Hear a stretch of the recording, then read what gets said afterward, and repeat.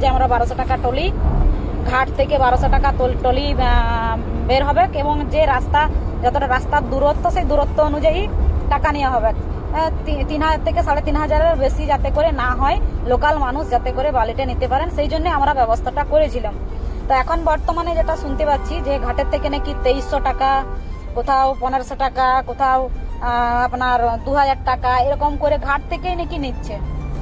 তো আমি বিএলও সাহেবকে ফোন করে বললাম, যেখান থেকে আমার কমপ্লেন এসেছিল, তো বললাম যে আপনি এগুলো দেখুন এবং যাতে করে যেটা আমরা ঠিক করেছিলাম নির্দিষ্ট দাম ডিএম অফিসে বসে পড়ে সরকারি রেট যেটা বেঁধে দেওয়া হয়েছিল সেই অনুযায়ী যেন বালিটা টলিটা লোড করা হয় বালি।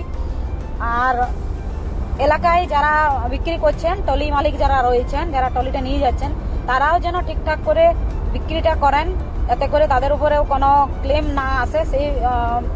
সেজন্য অনুরোধ করছি সবাইকে। আর যদি বেশি দাম কেউ নেন, 5000 5,500 টাকা যদি কেউ নেন, তাহলে সেই গাড়িটিকে সিজ করার জন্য আমি বলবো, যারা নিচ্ছেন 5000 টাকা 5,500 টাকা দিয়ে, তাদেরকে বলবো যে আপনারা ওই গাড়িটিকে সিজ করে দেন।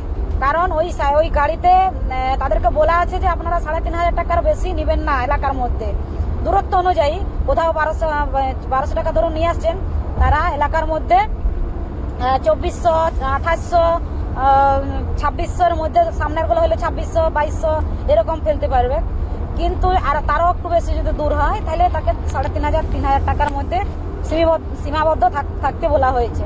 কিন্তু দেখা যাচ্ছে বর্তমানে যে তারা 5,500, 5,000 টাকা, 6,000 টাকা পর্যন্ত ট্রলিতে দাম নিচ্ছেন। তো সেই গাড়িগুলোকে ধরিয়ে দেওয়ার জন্য অনুরোধ করব।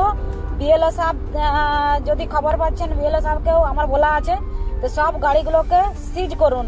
যারা দিচ্ছেন টাকা দেওয়ার আগে তাদের গাড়িগুলোকে ধরিয়ে দেন, বালি গাড়ি সহ একদম ধরিয়ে দেন। এটা আমি ওসিকেও বলেছি, বিএলআরকেও বলেছি, বিডিও সাহেবকেও বলেছি। এটা প্রত্যেককে অনুরোধ করব, আপনারা সহযোগিতা যদি না করেন তাহলে কোনো কিছু কিন্তু আমার একা দ্বারা সম্ভব নয়। আপনারা সহযোগিতা করুন, সবসময় এলাকার মানুষের সাথে আছি।